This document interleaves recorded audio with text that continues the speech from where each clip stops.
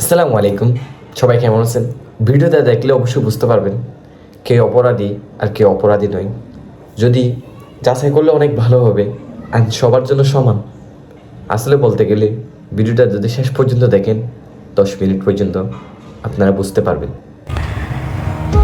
আমার নাম ফাতেমা জোহরা।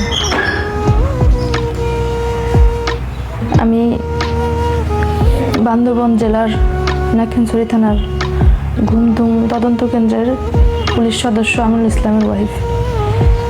আজকে অনেক অনেক কষ্ট করে আপনাদের সামনে আসতে হয়েছে। আমি চাইছিলাম না আপনাদের সামনে আসি। আল্লাহ পাকের কাছে চাইছিলাম যে যাই হোক, যত যাই হোক, আমি কারোর সামনে এই কথাগুলো বলবো না, কিন্তু আজকে আমার আর দেয়ালে পিঠ ঠেকে গেছে। অনেক চেষ্টা করছি এই সম্পর্কটা বাঁচায় রাখার বা নিজে একটু ভালো থাকার।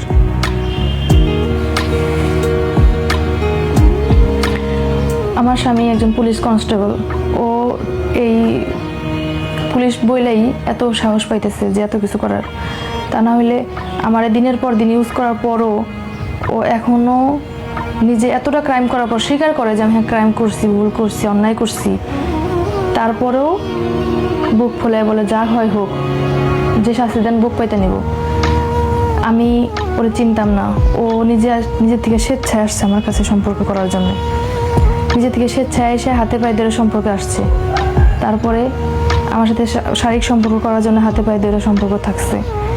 অনেকবার দিনের পর দিন বিয়ে করবো বইলা রাজি করায় এইভাবেই শুধু বিয়ের প্রলোভন দেখাই অনেকবার আমাকে দর্শন করছে। আমার বাসায় এসে, আমার ঘরে এসে সেই রেকর্ডিং ভিডিও আমার কাছে আছে, সেই প্রমাণ আছে আমার কাছে অনৈতিক কাজের। আজকে আপনাদের সামনে আসছি আমি, তার কিছু কারণ আছে। আমি ওকে যখন বললাম বিয়ে করার জন্যে, ও রাজি হয় না। এই কথা সেই কথা দিয়ে তাল বাহানা করে। যাক, তারপরও বিয়েটা করার পর অক্টোবর মাসে বিয়ে করে নভেম্বর মাসেই বলে যে ওর বাড়িতে নিবে না। তো আমি ওর হাতে পায়ে ধরে ওদের বাড়িতে গেছি। যাওয়ার পর যখন গেছি, যাই শুনি যে ওর আরেকটা বউ আছে এখানে। ও পুলিশে চাকরি করে, ও দেশের জনগণের নিরাপত্তা দিবে। সেই ব্যক্তি কিভাবে এত বড় বেইমানি করতে পারে আমার সাথে বলেন? আমি তো ওকে বলিনি তুমি আমাকে বিয়ে করো, আমি তো ওকে বলিনি তুমি আমার সাথে সম্পর্কে আসো।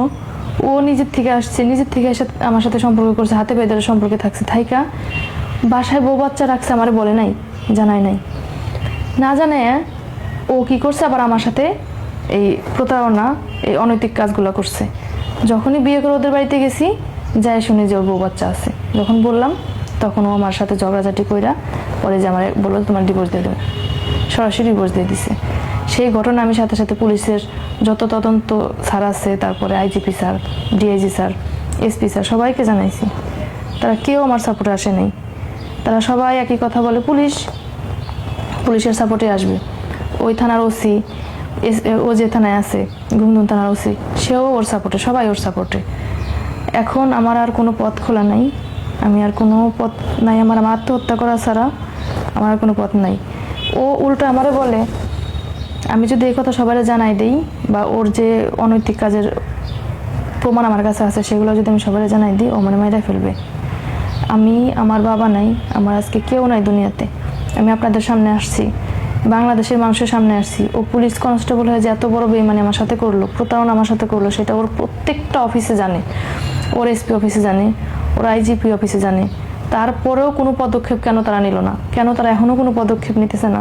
এটা আপনাদের কাছে আমার প্রশ্ন রয়ে গেল যে কেন ওরা আমার এই এত বড় অন্যায়ের প্রতিবাদ করলো না? দিনের পর দিন আমার সাথে এই অনৈতিক কাজগুলো করছে, সেই প্রমাণ আছে বলে আমার বলতেছে যে আমি যদি এগুলো জানাই দিই আমার মেরে ফেলবে, আমার মায়েরে মেরে ফেলবে, আমার ভাইরে মেরে ফেলবে। ওর অমুক থানার ওসি আছে পরিচিত, অমুক মামলায় ঢুকাই দিব, নাম ঢুকাই দিব, দিয়ে আমার বাইরে মেরে ফেলবো, আমার বোনের মেরে ফেলবো, এরকম বলতেছে। ইভেন আমারে মেরে ফেলার জন্য বলছে যে তোরও মেরে ফেলবো, তুই এদিকে আসলেই হয়েছে, তোরা মেরে ফেলবো। আমি তাহলে কোথায় যাবো? আমার তো কেউ নাই দুনিয়াতে। আমি শুধু আপনাদের কাছে, সারা বাংলাদেশের মানুষের কাছে সাহায্য চাই।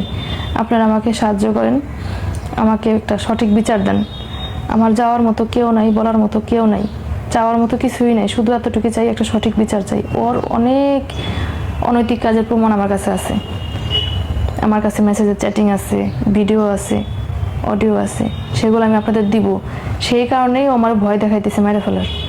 আমার আর কোনো পথ নাই, আমি আপনাদের কাছে জানাই গেলাম, কারণ আমার যে কোনো মুহূর্তে মেরে ফেলবে, কখন মেরে ফেলবে তার ঠিক নেই। কারণ ওর কাছে ক্ষমতা আছে, ওর কাছে পুলিশ প্রশাসন আছে, ও নিজেই পুলিশের সদস্য। আমরা নিরাপত্তা যার কাছে চাই, সেই যদি রক্ষক হয়ে ভক্ষকের মতো কাজ করে, সেখানে তো আর আমাদের কিছু করার নাই। আমরা সাধারণ পাবলিক, আমাদের কাছে কিছুই নাই, আমাদের হাতে কিছুই নেই। তো আমি আপনাদের সবার কাছে, বান্দরবনের প্রত্যেকটা মানুষের কাছে, প্রত্যেকটা প্রশাসনের কাছে আমি বিচার চাই, আমি সাহায্য চাই। আপনারা আমাকে সাহায্য করেন, আমার আর কেউ নাই, কিছু বলার নাই, কিছু করার নাই, আপনারা আমাকে সাহায্য করেন। আমার এতটুকুই কথা। এই বিচার যদি না পাই, সত্যি কথা আমি আত্মহত্যা করে মরে যাব। আমার লাইফের শেষ ভিডিও এটা আপনাদের কাছে করে দিয়ে যেতেছি। আপনারা সাক্ষী থাকেন আমার, যে আমি অন্তত জানুক দেশের মানুষ যে পুলিশ একজন যে কিনা মানুষের নিরাপত্তা দেয়, সে একজন মানুষের জীবন নিয়ে এরকম ছিনিমিনি খেলতে পারে, এমন প্রতারণা করতে পারে, এত বড় বেঈমান হইতে পারে, যেখানে দিনের পর দিন আমার সাথে শারীরিক সম্পর্ক করে, দর্শন করে, মানে কি বলবো, এমনভাবে ব্ল্যাকমেল করছে আমাকে যে আত্মহত্যা করে মরে যাব, তারপর আমার সাথে থাকতেই হবে। সেই ব্যক্তি আজকে আমার সাথে কত বড় প্রতারণা, কত বড় বেঈমানি করলো, কত বড় ক্রিমিনালি করলো। ওই এসপি অফিসের, তারপরে ওর বান্দরবনের, ওর পুলিশ ডিপার্টমেন্টের সকল লোক জানে এই ঘটনাটা, এই বিষয়টা সবাই জানে। সিরাজগঞ্জ জেলার কাজীপুর থানার আলমপুর গ্রামে ওর বাড়ির যত মানুষজন আছে সবাই জানে এই ঘটনাটা, কিন্তু কেউ আমাকে কোনো প্রকার সাহায্য করেন। তাদের কাছে ফোন দিয়েছি, তারা উল্টো আমার বলে আমরা কি করব। এখানে তারা ছেলেকে সাপোর্ট করতেছে।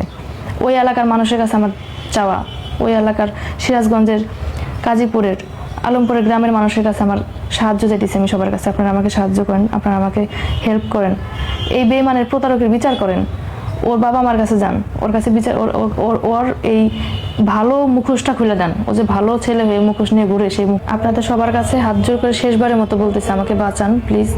আমি আত্মহত্যা করে মরে যাব। এই যদি বিচার না পাই, আমি সত্যি সত্যি আত্মহত্যা করে মরে যাবো। আপনাদের কাছে শেষ একটা ভিডিও করে দিয়ে গেলাম, আপনারা আমাকে বাঁচান প্লিজ, আমাকে সাহায্য করেন। সারা বাংলাদেশের মানুষের কাছে যাবো, বান্দরবন পার্বত্য জেলার কাছে প্রত্যেকটা মানুষের কাছে আমার চাওয়া, সারা বাংলাদেশের মানুষের কাছে চাওয়া, সিরাজগঞ্জের মানুষের কাছে চাওয়া, আমাকে আপনারা হেল্প করেন, সাহায্য করেন, এই বেঈমানের বিচার করেন, আপনাদের কাছে চাওয়া আমার।